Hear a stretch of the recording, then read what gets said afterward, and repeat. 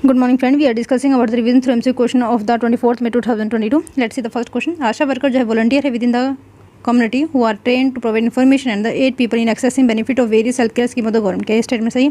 Second देखते हैं the act bridge between the marginalized community and facility जो primary health services देते हैं. नंबर थर्ड देखते हैं the role of this community. ये है कि जो मतलब जो रोल ऑफ द कम्युनिटी या फिर जो इसका प्रोविज़न है वो नेशनल रूरल लिवलीहुड मिशन के अंडर में प्रोवाइड किए गए, जो एस्टेब्लिश किया गया 2005 में. तो आपको बताना कौन सा यहाँ पे सही. थर्ड स्टेटमेंट बिल्कुल गलत है क्योंकि नेशनल रूरल लिवलीहुड मिशन ना होके नेशनल रूरल हेल्थ मिशन सही होगा. तो first and second is the correct. ASHA worker जो है वॉलंटियर है from within the community who are train to provide information and aid people in accessing benefit of various health care scheme of the government. Right. अच्छा, second देखते हैं the act of the bridge connecting marginalize community within the facility such as primary health centre. जो second statement basically उसी को ही यहाँ पे दोबारा से एक्सप्लेन किया गया. नेशनल रूरल हेल्थ मिशन जो है 2005 में इसको एस्टेब्लिश किया गया, लेकिन कौन सा national rural health mission. National rural health mission, make sure you remember it. Since there is considered volunteer, तो याद रखिए ये वॉलंटियर है कहाँ से, within the community. Right. Government are not oblige है, ये इंपॉर्टेंट है क्योंकि ये वॉलंटियर है. क्योंकि ये वॉलंटियर है तो गवर्नमेंट जो ऑब्लाइज नहीं है. गवर्नमेंट दे तो डेट इज़ गुड थिंग, लेकिन अगर ना भी दे तो गवर्नमेंट ऑब्लाइज नहीं है. You could not go to the supreme court और हाई कोर्ट की आपने हमने काम किया और आपने पैसे नहीं दिए. No, it is the volunteer thing. Right. Oblige to pay them a salary and most state don't. Their income depend on incentive under the various scheme. तो याद रखिएगा इनके जो इंसेंटिव हैं जो वेरियस स्कीम होती है उनके हिसाब से रहते हैं. that are provide when they are for example ensure an institutional delivery when they get. चल ठीक है, let's see the next question. Next question पे चलते हैं. डिफेमेशन से related you know very well defamation is very important and article 129 में इसका mention किया गया है. Okay. Defamation is incitement of resistance और इंसर्शन अगेंस्ट लॉफुल अथॉरिटी. मतलब ये है डिफेमेशन एक तरीका होता है कि जो लॉफुल अथॉरिटी है वो अपने आप को प्रिवेंट कर सके, क्योंकि उनके पास ये पावर है कि अगर उनको कोई डिफेम करेगा तो वो पनिश कर सकती है. क्या ये स्टेटमेंट सही है? सेकंड देखते हैं. इंडिया के अंदर डिफेमेशन जो है बहुत सिविल रॉन्ग के लिए भी हो सकता है और क्रिमिनल ऑफेंस के लिए तो हो ही सकता है. तो आपको होता है ना कौन सा यहाँ पे सही है. तो बी यहाँ पे सही है, पहला गलत है. Defamation is incitement of the resistance और to insertion against lawful authority, ये गलत है. The meaning of the sedition is incitement of resistance और टू, मतलब ये जो डेफिनेशन दे रही है वो सेडिशन से रिलेटेड ना कि आपका डिफेमेशन से रिलेटेड. डिफेमेशन होता क्या है? डिफेमेशन जो है आप कम्युनिकेट कर रहे हैं नेगेटिव थिंग किसी एक लॉफुल अथॉरिटी के खिलाफ जो मतलब पूरी सोसाइटी में एक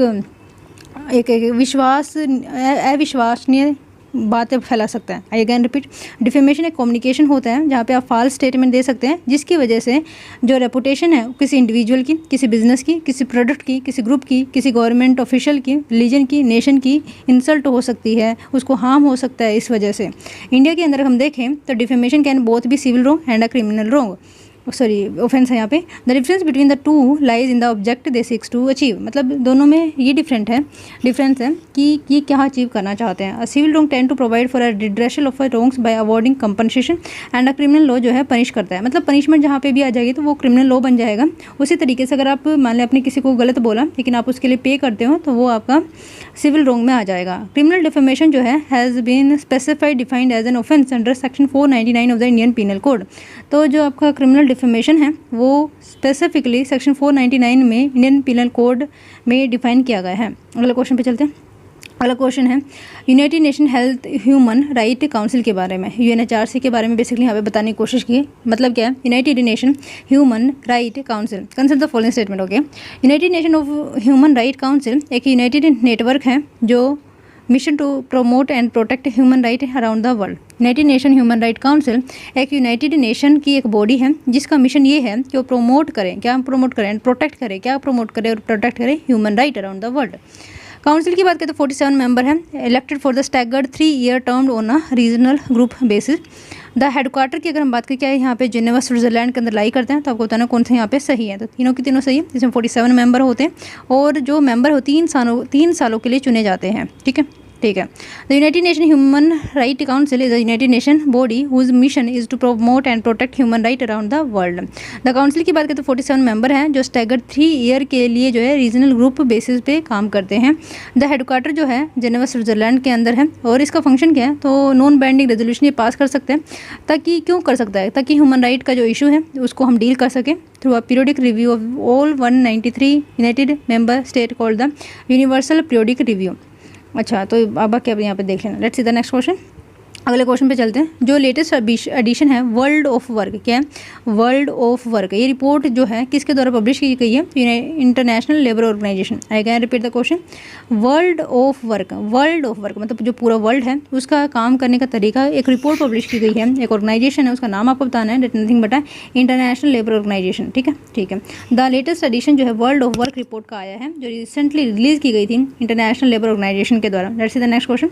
नेक्स्ट क्वेश्चन की बात करते हैं। इंडिया के द्वारा एक साइन किया गया है क्या? Investment incentive agreement. I again repeat, India के द्वारा एक साइन किया गया है इन्वेस्टमेंट इंसेंटिव एग्रीमेंट। आपको पता नहीं किस नेशन के साथ, तो यूएसए के साथ ही हमने साइन किया। ओके, डी यहाँ पे सही है। इंडिया एंड यूएसए के द्वारा इन्वेस्टमेंट इंसेंटिव एग्रीमेंट को साइन किया गया। ये agreement expected to lead to enhance investment support from America's development financial institution as a wide wide ranges of sector. आगे बढ़ते हैं तो अगला क्वेश्चन है सिंक होल के बारे में। बेसिकली ये क्वेश्चन पूछा भी जा चुका है। सिंक होल जो है emerge when the roof of an underground chamber in large and collapse. मतलब सिंक होल तब बनते हैं जब कोई रूफ होती है जो किसी भी चैम्बर की, वो कोलैप्स कर जाती है। सिंक होल जो है can be form due to the natural process और ह्यूमन एक्टिविटी। तो यस, बिल्कुल सही बात है, ये तो हो ही सकता है क्योंकि हमारे नेचर जो है कहीं ना कहीं हम भी नेचर का पार्ट है। अगर हम कुछ चीज़ इन्फ्लुएंस कर सकते हैं तो हमारी वजह से भी नेचर में चेंजेस आ सकते हैं। तो दोनों के दोनों सही है। सिंक होल जो है एमर्ज होते हैं when the roof of an underground chamber in large and collapses. Rain water flow through the cracks in the bedrock turning them into tunnels and voids. Sink hole जो है form किए जा सकते हैं ड्यू टू नेचुरल प्रोसेस और human activity. Typically sink hole form in areas of the crust, जहाँ पे क्रास्ट turn होती है, बेसिकली जहाँ पे ग्लेशियर पाए जाते हैं, या फिर ग्लेशियर की जो होता है ना कि लेफ्ट ओवर बचा रह जाता है। फॉर एग्जाम्पल जहाँ पे सैफरन की खेती की जाती है, right. Okay, grass terrain where the rock below the surface of the earth can be easily dissolve by ground water, right. You can see here the thing here. Let's see the next question. Next question ये है, एक new venomous green snake अभी जिसका नाम है named ट्रिमरस मेयाई या मेयाई pit viper, अभी discover हुई। कहाँ से डिस्कवर हुआ? तो याद रखिए मेघालय का। मेघालय से आपको एक पॉइंट और याद रखना है कि इसमें मेघालय की जो रूट्स होती है, एक पेड़ होते हैं, उसकी रूट्स की वजह से एक ब्रिज बनाया जाता है एंड उसको जो है वर्ल्ड हेरिटेज साइट में इंक्लूड करने की कोशिश की जा रही है। मतलब वो टेंटेटिव लिस्ट में शामिल किया गया है, पूछा जा सकता है। तो बी याद रखना, और ये पूछा भी जा चुका है, तो मेघालय यहाँ पे याद हो जाना चाहिए। एक न्यू वेनमस ग्रीन स्नेक है जिसका नाम है ट्रिमरस मेमी और माया पिट वाइपर, जो अभी डिस्कवर हुआ है मेघालय से। जो स्नेक है उसका नाम जो है कोल यशपाल सिंह राठी के उस पर रखा गया है एंड उनकी मदर थी बेसिकली माया, उनके नाम पे ये सांप का नाम रखा गया है। द न्यू स्पीसीज जो है रिलेटिवली कॉमन है मेघालय के अंदर, मिजोरम के अंदर एंड इवन गुवाहाटी के अंदर। Let's see the next question. Next question की जब हम बात करते हैं rate nothing about the Sangita Kalanidhi award के बारे में पूछा जा रहा है। सी संगीत कला निधि अवार्ड की जब हम बात करते हैं तो 3 टाइप के अवार्ड होते हैं, ज्ञानपीठ पुरस्कार, और एक आपका होता है संगीत कला निधि, जो ये क्वेश्चन में पूछा भी जा रहा है, और एक होता है साहित्य अकादमी पुरस्कार। ये तीनों की डिटेल सूची आपके पास होनी चाहिए। पहले ही स्टेटमेंट है the word is conferred by the Madras music academy, important है, याद रखना। Second, it is considered the highest award in the field of the Carnatic music. Carnatic music में से बहुत, जिस तरीके से हिंदुस्तान म्यूजिक है उसमें कई सारे घराने होते हैं, फॉर एग्जांपल लखनऊ घराना और कैराना घराना, है ना। लेकिन ऐसा जो है कार्नेटिक म्यूजिक में कोई डिवीज़न नहीं पाया जाता है, ठीक है। और ये जो है सबसे पुराना भी माना जाता है कंपेयर टू हिंदुस्तानी की शुरुआत जो है अमीर खुसरो के द्वारा मानी जाती है। इवन उनके द्वारा कव्वाली वगैरह भी गाया गया था। कव्वाली का मतलब पूछा जा सकता है। Let's see the third point. The award comprise of gold medal, मतलब इसमें गोल्ड मेडल होते हैं, एंड द बिरुदा पत्रा, तो 3 यहाँ पे है। Music academy recently announce the Sangita Kalanidhi award winner for the year 2020-21-22। तो ये अवार्ड जो है मद्रास म्यूजिक एकेडमी देती है and it is considered the highest award in the field of the Carnatic music. The award comprise the gold medal and the Birudu Patra. Let's see the next question. मतलब एक type से citation होती है। अगले क्वेश्चन पे चलते हैं। 1927 इंडियन नेशनल कांग्रेस का सेशन जो है मद्रास के अंदर हुआ था। के स्टेटमेंट सही है। 1927 में जो कांग्रेस का सेशन है वो रमेश चुंदर दत्त के द्वारा प्रेसाइड किया गया था। मेरे हिसाब से फर्स्ट यहाँ पे सही होना चाहिए, second not correct because M.A. Ansari के द्वारा इसको प्रेसाइड किया गया था। M.A. अंसारी जो है जनरल सेक्रेटरी हुआ करते थे 1920 में, 22 में, 1926 में, 29 में, 31, 32 किसके? इंडियन नेशनल कांग्रेस के। एंड प्रेसिडेंट रहे 1927 मद्रास सेशन के। मद्रास म्यूजिक अकेडमी, पता नहीं ये यहाँ पे क्यों आ गया। अच्छा, यहाँ पे इसका लिंक है मद्रास म्यूजिक अकेडमी। देखो यही फ़ायदा होता है रिवीजन फ्रेम से क्वेश्चन सीरीज का, क्योंकि यहाँ पे स्टैटिक को करंट के साथ जोड़ा जाता है एनीवे, और करंट को स्टैटिक के साथ जोड़ा जाता है vice versa. Music conferred held along with the all India देखो म्यूज़िक कॉन्फ्रेंस भी यहाँ पे हुई थी along with the all India conference session जो मद्रास 1927 में हुई थी, let the idea of the Madras music academy, और कहीं ना कहीं यहीं से ही एक आइडिया आ गया था, इंपॉर्टेंट हो जाता है। This it is an offshoot of INC Madras session of 1927, इसके द्वारा एक इंपॉर्टेंट रोल प्ले किया गया था ताकि हम कार्नाटिक म्यूजिक को एक इंपॉर्टेंट मतलब एक इन्फ्लुएंस मान सके। आगे बढ़ते हैं।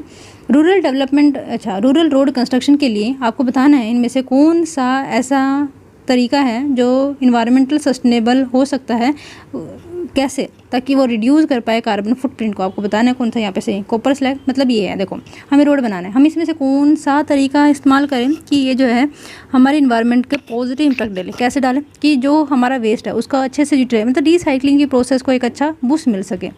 एनीवे क्या कॉपर स्लैग हो सकता है? कोल्ड मिक्स एसफाल्ट टेक्नोलॉजी, जियो टेक्सटाइल क्यों होगा भाई, मेरे हिसाब से तो ये नहीं होना चाहिए। Hot mix asphalt technology, Portland cement. आपको बताना कौन सा यहाँ पे सही है, तो फर्स्ट सेकंड थर्ड सही है। बेसिकली जो इनकी लेफ्ट ओवर है, देखो जियो टेक्सटाइल से भी हार्मफुल केमिकल निकलते हैं, तो इस वजह से इंपॉर्टेंट हो जाता है कि हमें कहीं ना कहीं इनको रिसाइकल करें। हॉट मिक्स एसफाल्ट टेक्नोलॉजी नहीं हो सकती, और पोर्टलैंड सीमेंट तो हम करते हैं, तो डेट नॉट सस्टेनेबल एक्चुअली। बाकी 2020 में क्वेश्चन पूछा जा चुका है, आप एक बार इसकी एक्सप्लेनेशन पढ़ लेना। अगले दिन का भी मतलब 25 मई का भी अभी हम डिस्कस कर ले रहे हैं। Let's see the first question है, अच्छा क्वेश्चन है। कुतुब मीनार के बारे में पूछा जा रहा है। It is a 5 story and मतलब 5 स्टोरी मतलब ये है कि इसमें 5 स्टोरी है, 5 इसके मंजिल हैं। 5 storey red stone tower build by Muslim conqueror in the 13th century. क्या 13th सेंचुरी बनाई? शायद मैंने जब आपको पढ़ाया होगा हिस्ट्री में, तो मैंने कभी नहीं कहा है कि 13th सेंचुरी बनाई गई थी, क्योंकि इसकी शुरुआत जो है 12th सेंचुरी में ही कर दी गई थी, लेकिन ऑल्दो ये कंप्लीट 13th में ही हुई थी। और let's see it construction was started by Qutubuddin Aibak and finish by the Mohammad bin Tughlaq. क्या स्टेटमेंट सही है? सेकंड थर्ड देखते हैं। Qutub Minar and its monument were declared by UNESCO world heritage site in 1993। तो आपको बताना कौन सा यहाँ पे सही, तो फर्स्ट एंड थर्ड यहाँ पे सही, क्योंकि 1993 में कुतुब मीनार को यूनेस्को वर्ल्ड हेरिटेज साइट में इंक्लूड किया गया था। Second is incorrect because Qutubuddin Aibak के द्वारा इसको स्टार्ट ज़रूर किया गया था, लेकिन इसको जो ख़त्म है, देखो ख़त्म जो है इल्तुतमिश के द्वारा किया गया था, लेकिन एक बस इतना ही ठीक है। इट हैज़ 5 स्टोरी, ये सही बात है, ये 5 स्टोरी, लेकिन इसको कंप्लीट करने का जो श्रेय है मोहम्मद बिन तुगलक को ना जाते हुए फिरोज शाह तुगलक को जाता है, ठीक है। और ये रेड सैंड स्टोन से तो बनी ही हुई है, तो फर्स्ट एंड थर्ड यहाँ पे सही है, सेकंड इज़ रॉन्ग। देखो कुतुब मीनार की बात करते हैं। It is a 5 story and sand stone जिसकी हाइट इतनी है, built by the Muslim conqueror in the 13th century to commemorate their finish triumph over the Rajput ruler of Delhi. Qutub means victory, Qutub का मतलब विक्ट्री ही होता है। While also serving as a tower from the where muezzin call for a prayer at the Quwwat-ul Islam mosque, ठीक है। और ये जो है फर्स्ट मतलब मेरे हिसाब से गुरी के द्वारा इसको बनवाया, कुनातुल इस्लाम है ना, या फिर कुतुबुद्दीन ऐबक के द्वारा ही शायद इसको बनवाया गया। यस, कुतुबुद्दीन ऐबक के द्वारा इसको बनवाया गया था। उनके द्वारा 2 चीज़ों का ही निर्माण किया गया, एक तो 2.5 दिन का झोपड़ा एंड कुआतुल उल इस्लाम, ये मोस्क जो हुआ करती थी। खैर 7 मीटर हाई आयरन पिलर से बना है। In the courtyard of the mosque its stands contain Alai Darwaza gate भी यहाँ पे है, जो अलाउद्दीन खिलजी के द्वारा बनवाया गया था। The building process for Qutub Minar took about 75 year to construction started by Qutubuddin Aibak. तो यू कैन सी है 1206 से लेकर 1210 तक कुतुबुद्दीन ऐबक के द्वारा कोशिश की गई थी इसको कंप्लीट करने की, बट नहीं हो पाया। लेकिन इसको स्टार्ट किया गया था 1993 में, फिनिश्ड बाय इल्तुतमिश। जो इनका कार्यकाल है वो 1211 से लेकर 1236 तक रहा है।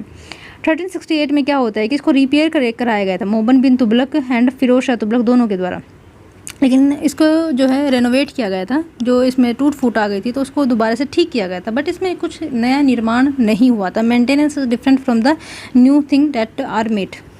Qutub Minar and its monument were declared a UNESCO world heritage site in 1993। Make sure you remember it. Let's see the next question archaeological survey of India के बारे में, बहुत इंपॉर्टेंट इंस्टीट्यूशन है। क्या ये मिनिस्ट्री ऑफ कल्चर के अंदर आता है? 1861 में अलेक्जेंडर कनिंघम के द्वारा इसको फाउंडेशन की गई थी। It carry out the survey and antique remains का exploration excavation of archaeological site. तो आपको बताना कौन सा यहाँ पे सही है, तो तीनों के तीनों यहाँ पे सही है। जब आपका archaeological survey of India ministry of culture के अंदर में आता है, 1861 में अलेक्जेंडर कनिंघम के द्वारा इसको स्टार्ट किया गया था। अलेक्जेंडर कनिंघम जो है हमारे फादर भी माने जाते हैं इंडियन आर्कियोलॉजी के। It is a premier organisation for the archaeological research and protection of the culture heritage of the nation. It carry out the survey antiquarian remains exploration and excavation of the archaeological site conservation and maintenance of a protected monument. It administers more than 3650 ancient monument archaeological site and remain of national importance. Let's see the next question. Next question ये है, consider the following statement. ठीक है, it is called the Yamuna तरीका. It was called the white pagoda से, शायद मैंने बता रखा, वाइट पगोड़ा के बारे में मैंने बताया था. देखो शायद, देखो जो आपका ब्लैक पगोड़ा किसको कहा जाता है, जगन्नाथपुरी के टेंपल को कहा जाता है? जी नहीं, कोणार्क सन टेंपल को जो है ब्लैक पगोड़ा के नाम से जाना जाता है, और जगन्नाथपुरी का जो टेंपल है उड़ीसा के अंदर लाई करता है उसको वाइट पगोड़ा के नाम से जानता है. It is the hint that it was called the white pagoda. तो ये बिल्कुल सही बात है. It is a part of 4 Dham pilgrimage. तो पूरी ही होगा ना, सन टेम्पल, मीनाक्षी टेम्पल और जगन्नाथ टेम्पल पूरी. तो उड़ीसा यहाँ पे सही है. जगन्नाथ टेम्पल के बारे में बात करते हैं. शायद ये मैंने बता रखा है कल परसों के लेक्चर में, जो इससे पिछले वाला लेक्चर है उसमें मैंने बहुत ज़्यादा कल्चर के क्वेश्चन बहुत ज़्यादा डिस्कस किए थे, है ना. जगन्नाथ टेम्पल की बात करते हैं. It was constructed in the 12th century by the king Anantavarman Chodaganga Deva of the eastern Ganga dynasty. Jagannath Puri temple is called the Yamanika tirtha, where according to the Hindu belief the power the Yama, जो गॉड है, the god of death, has been nullified in Puri due to the presence of lord Jagannath. ऐसा माना जाता है जो Lord यम हुआ करते थे उनकी जो पावर है वो नलिफाइड हो गई थी. कहाँ पे? जगन्नाथपुरी के अंदर. क्यों हो गई थी? क्योंकि जगन्नाथ जो भगवान है उनकी कृपा से, ऐसा माना जाता है ना. It was called the white pagoda and is a part of the 4 Dham Pilgrim Badrinath, Dwarka, Puri, Rameswaram में 4 धाम का निवेश माना जाता है जो स्टार्ट किया गया था. चलो आगे बढ़ते हैं. With reference to the united nation convention of the law of the seas, consider the following statement. Okay, it is an international agreement that establish the legal framework for the marine and maritime activity. तो आपको बताना है क्या statement सही है, मतलब यूनिक्लोज के बारे में पूछा जा रहा है. ये एक इंटरनेशनल एग्रीमेंट है जो एस्टेब्लिश किया गया था legal framework for the marine and the maritime activities. It is the only international convention which stipulate a framework for the state jurisdiction in the maritime spaces. Number 3, it provide different legal status to different maritime zone. तो आपको बताना कौन सा यहाँ पे सही है. तो तीनों की तीनों स्टेटमेंट यहाँ पे सही है. यूनिक्लोज की बात करते हैं तो united nation on the law of the sea 1982. Okay, it is international agreement जो एस्टेब्लिश किया गया था legal framework for marine and maritime activities. इसके 5 मेन जोन हैं, जैसे इंटरनल वाटर होता है और टेरिटोरियल वाटर होता है, कंटिग्यूस जोन होता है, फिर एक्सक्लूसिव इकोनॉमिक जोन होता है जो 200 मीटर का माना जाता है, और हाई सी. ये जो है ओनली इंटरनेशनल कन्वेंशन है जो स्टिपुलेट करते हैं किस तरीके से हम मैरीटाइम स्पीसीज़ को डील कर सकते हैं या फिर उसका यूटिलाइज कर सकते हैं, और मतलब ये रेगुलेट करके चलती हैं जितने भी हमारी मैरीटाइम स्पीसीज़ होते हैं. It provide different legal status to different maritime zone. ये जो है स्पेसिफिक गाइडेंस भी प्रोवाइड करती हैं. ये स्टेट राइट एंड रिस्पॉन्सिबिलिटी जो 5 कंसंट्रेटेड जोन होती है. यूनिक्लोज जो है साइन रेटिफाइड किया गया nearly all the coastal country in the south China sea. It is interruption is a hotly disputed. मतलब ये है कि इसकी कोई बात मानता नहीं है, कहने का मतलब ये. This is a maritime dispute on the East China Sea as well.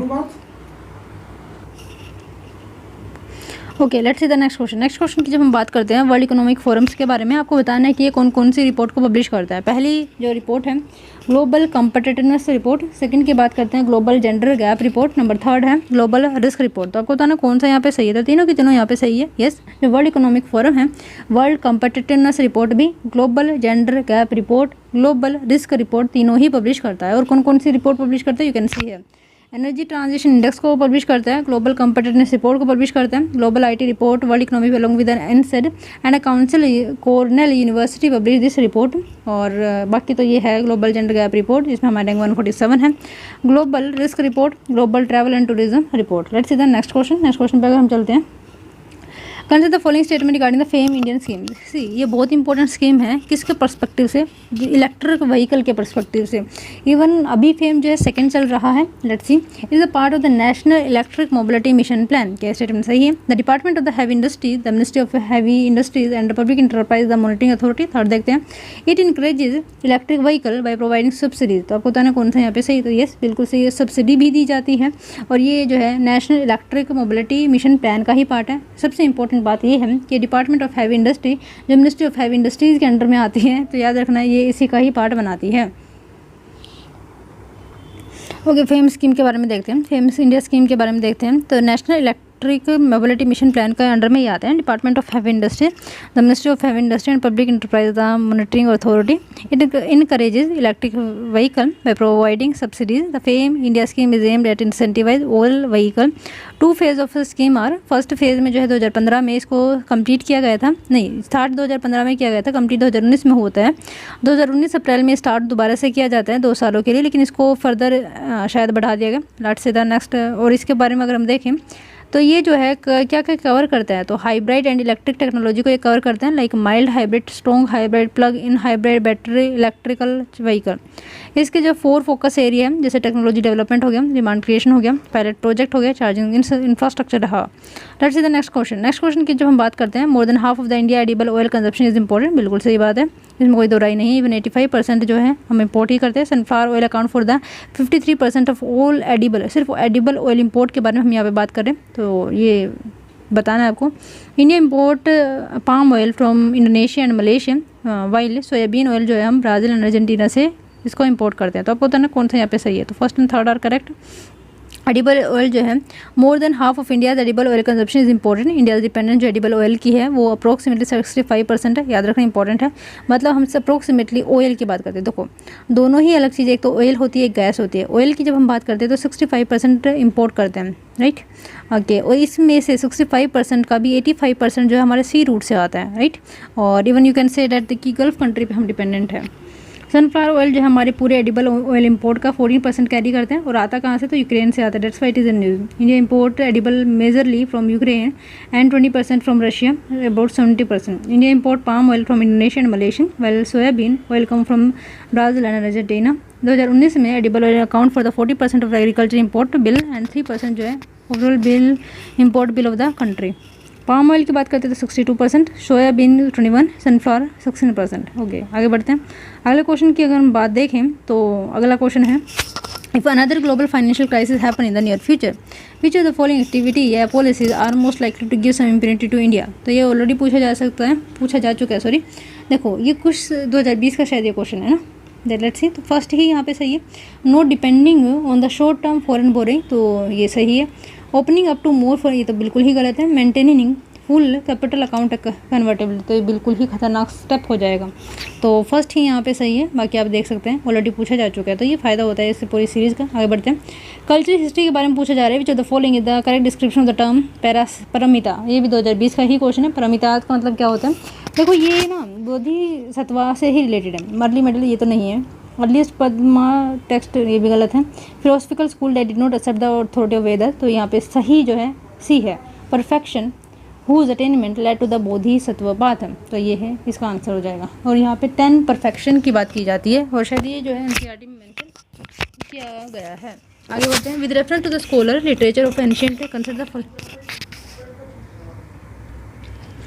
Consider the following scholar literature जो एंशिएंट इंडिया के हैं, consider the following statement. Panini जो है एसोसिएटेड है with the Pushyamitra, Amar Simha is associated with Harshavardhana and Kalidasa is associated with Chandragupta second, तो third तो बिल्कुल सही है। और लेकिन अमर सिम्हा जो है हर्षवर्धन से नहीं, बाणभट्ट हुआ करते थे, तो ये तो नहीं होंगे। पणनी जो है पुष्यमित्र से एसोसिएटेड नहीं, शुंग से एसोसिएटेड है पणनी। लेट्स सी कि इसमें एक्सप्लेनेशन किस तरीके से दे रखा है, ज़्यादा नहीं दे रखा। पुष्यमित्र शुंग की बात करते हैं तो रूल्ड इतने टाइम से लेके इतने टाइम 185 सी से लेके 1449 सी, बट पणनी जो है dated about 4th BC। First is wrong, you should okay. अगले क्वेश्चन पे चलें, आपको गए इसमें। Let's see the next question. Next question की बात करते हैं, अगले दिन का ही आ गया revision MC question of the 26 में 2022। Let's see the first question. पहला क्वेश्चन है कि नेशनल इन्वेस्टिगेशन एजेंसी से रिलेटेड क्या इसकी जो कॉन्स्टिट्यूशन है कॉन्स्टिट्यूटेड की गई थी under the unlawful activity act of 1967। Second ये है, इसका ऑब्जेक्टिव है कि जो इंडिया के अंदर टेररिज्म है उसको ख़त्म किया जा सके। It work under the written proclamation from the ministry of home affair, तो आपको बताना कौन सा यहाँ पे सही है, तो याद रखिएगा ये होम अफेयर के अंडर में आती है। पहली बात तो ये। सेकंड जो है, इसका मेन एम ही टेरर को से लड़ना है। थर्ड बात है, इसका जो गठन है ये हमारे पास कहीं से NIA नेशनल इन्वेस्टिगेशन एजेंसी में बताती हूँ, 2008 में इसकी स्थापना की गई थी। Let's see, national investigation agency की बात करते हैं, 2008 में बनाई गई थी और ये एक्ट के थ्रू बनाई गई थी। इसका एक स्पेशल एक्ट है। क्यों बनाई गई थी, तो कॉम्बैट करने के लिए टेररिज्म। इसकी इंपॉर्टेंस क्या है कि देखो जो लॉ एंड ऑर्डर से की बात जब हम करते हैं तो ये स्टेट सब्जेक्ट हो जाता है और कहीं ना कहीं ये इंटरफेरेंस हो जाता है स्टेट मैटर पे, तो कहीं ना कहीं फेडरलिज्म यहाँ पे एक टॉपिक निकल कर आता है। तो इस वजह से एक नेशनल इन्वेस्टिगेशन एजेंसी की स्थापना की गई ताकि सिर्फ टेररिज्म को ख़त्म करने के लिए एक न्यू पुलिस फोर्स बना सके। जब ये बनी थी तो बहुत सारी ऐसी स्टेट थी जो नहीं चाह रही थी कि ये बने। Anyway, the Ministry of Home Affairs review the manpower, financial and infrastructure requirement of NIA from time to time। ये जो है इम्प्लीमेंट करते हैं इंटरनेशनल ट्रीटीज़ को, और ये ऐसा ही कुछ काम CBI को भी दिया गया। Agreement, convention and resolution of the united nation and its agency and the international organisation. इसका ऑब्जेक्टिव ये है कि हम कॉम्बैट करें टेररिज्म को इन इंडिया में। It act as the central counter terrorism law enforcement agency. इसका हेडक्वार्टर जो है न्यू दिल्ली के अंदर लोकेटेड है। आगे बढ़ चलें, जो इसकी ब्रांचेस की बात करते हैं तो हैदराबाद, गुवाहाटी, कोची, लखनऊ, मुंबई, कोलकाता, रायपुर एंड जम्मू में है। एंड जो केसेस है जो असाइन किए गए NIA को central government in accordance with the section 6 of the NIA act of 2008। Let's see the next question. बहुत इंपॉर्टेंट क्वेश्चन है। अब्राहम रिकॉर्ड के बारे में पूछा जा रहा है, ये किस किस के बीच में साइन हुआ है, तो याद रखिएगा इजराइल, UAE एंड बहरीन के बीच में इसको साइन किया गया है। इजराइल, UAE एंड बहरीन के बीच में इसको साइन किया गया है। सी अब्राहम अकॉर्ड की बात करते हैं तो it's signed between the Israel, United Arab emirate and Bahrain, जो मेडिएटेड किया गया था USA के द्वारा। फर्स्ट अरब इजराइली डील जो है 26 इस साल में हुई है। As per the agreement UAE and Bahrain जो है इस्टेब्लिश करेंगे अपनी embassy and exchange ambassador also, working together with Israel across a range of sector including tourism sector, trade sector, health care and security. The Abraham record जो है open the door for the Muslim around the world to visit the historic site in Israel and to peacefully pray Al Aqsa Mosque in Jerusalem and the third holiest site in Islam. Let's see the next question.